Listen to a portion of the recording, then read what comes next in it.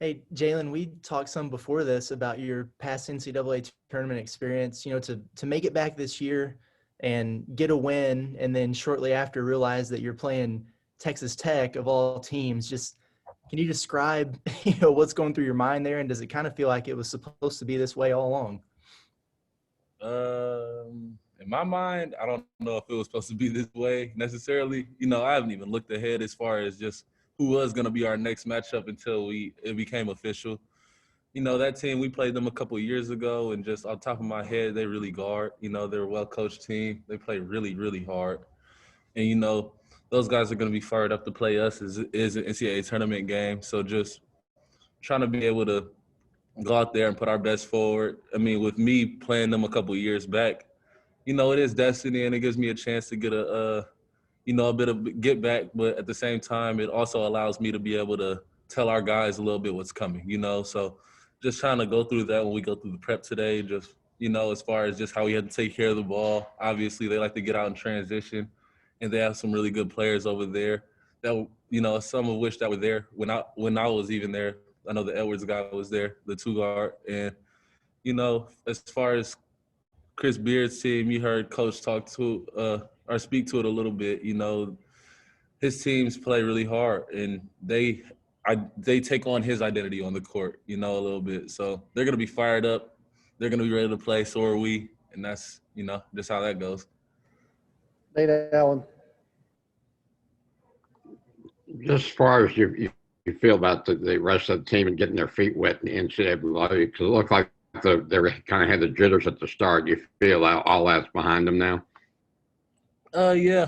I mean, we only had one guy today, or my fault, the other day going into the tournament that had played before. So that's really natural. And I think a lot of that is a testament to just us respecting our opponent. We didn't want to come out too aggressive with a team like Colgate that, as far as the scout went and what we were told, did a great job of using your aggression against you. So, we had to feel the game out a little bit. And then once we made some adjustments, we were able to turn those guys over and speed them up a little bit. I think we were able to, turn that corner a little bit, make a run, to end out the first half as well as end out the second half.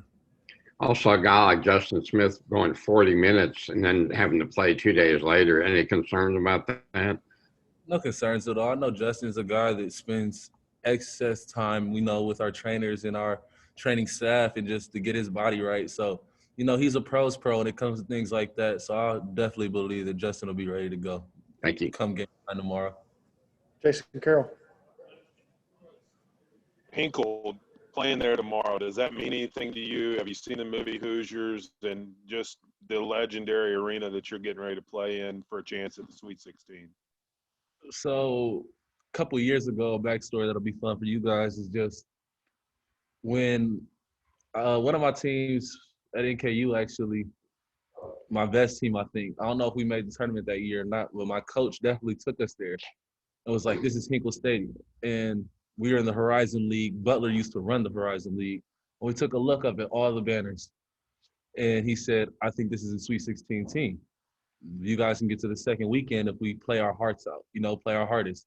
I believe it was the first year we had an Indy, the tournament, and just looking up at Butler's runs that they had to the Sweet 16 and being able to now play for a Sweet 16 berth in that arena with all those mid-major teams especially, but now being on the level we are with Arkansas, it does mean a lot. I've only seen bits and pieces of the movie Hoosiers, but it definitely is special.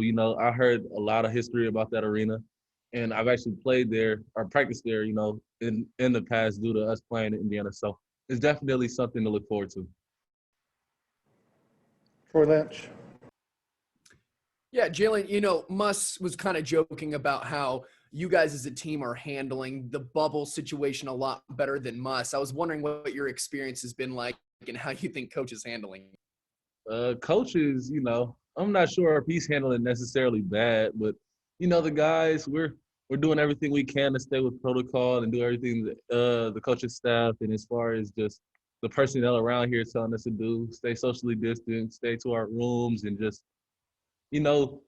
look at how the NBA handled things. And everybody in our group wants to, get to that level one day. And should Corona stay around, you're going to have to eventually go through that, in another state of your career, especially for us older guys. And even with the younger guys who will be coming back and they have Corona next year. So as far as that, you want to get used to it and get used to excelling in that, you know what I mean? Following protocols and being as safe as you can to keep yourself and your family and friends safe as we can so we can hurry up and get out of this pandemic and honestly get back to real life, because I think that's all we want to do. That's what we all want to do. Bob Holt. Hey, Jalen. Arkansas hadn't been to the Sweet 16 since '96. There's been 99 other programs make it since then, including Coach Musselman taking Nevada in 2018.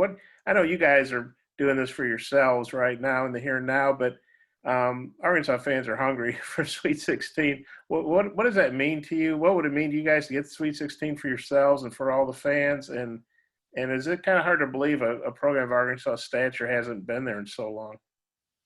I'm not sure about, as far as just the last 20 years between 2000 and 2020. With the players that comes out of here, it is a bit surprising, with the Bobby Portises and the Ronnie Brewers and the guys like that, not making it to the Sweet 16. But it's definitely special for our group to be able to do it. You know what I mean? With this group and just the way we gel and how we are together, and especially the camaraderie we had built and the goals we set for ourselves early, this is one of them. So just being able to honestly make it to that Sweet 16 will be a blessing, in itself. And you really just want to take every single game for what it is.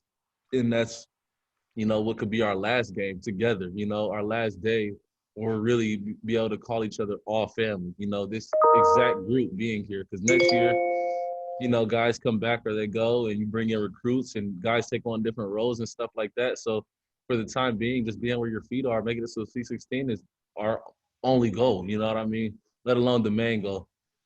And then Eric said you guys didn't really celebrate in the locker room yesterday after you won. It was kind of business as usual. Was that something you guys had talked about, or was that just sort of a natural reaction? What did you think about that, and why you guys were like that? Because these NCAA tournament games are hard to win whoever you play.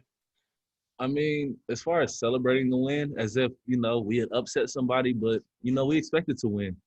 And that everybody really took the pressure off of us, I would say, in picking them. But it also put a chip on our shoulder, as far as we feel like we want to beat them. And, after we did, it wasn't like I'm not going to say they weren't a great team. And, everything that all the statistics backing it up and how they were higher than us in the net, it was a bit of an upset. But I don't feel like we should celebrate as if it was one, because we expected to do that.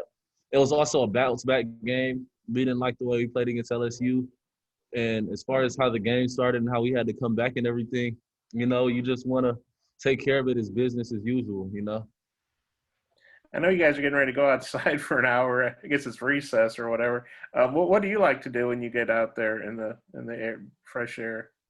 The other day when we went outside, I was on the field a bit. I got to talk to a couple coaches and players that I know, that I'm familiar with as well. And we played a little bit of badminton amongst the team. We threw the football around a lot and really just got some fresh air. We got to see the big tournament bracket on the Marriott Hotel. You guys are probably going to see the pictures of those later.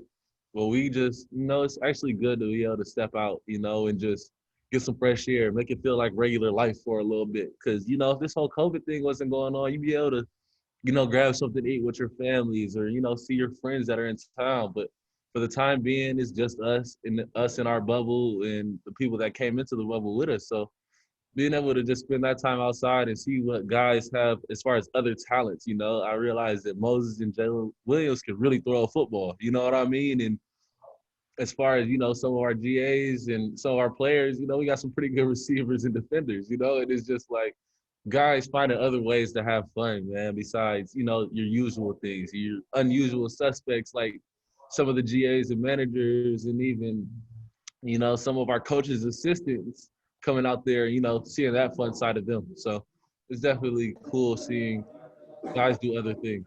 Okay, thanks, Jalen. I see Scotty's got a couple more. I'll turn it back to Mike. Thanks, Jalen. Good luck tomorrow. Yeah, Scotty, close us out, please, Scotty. Thanks.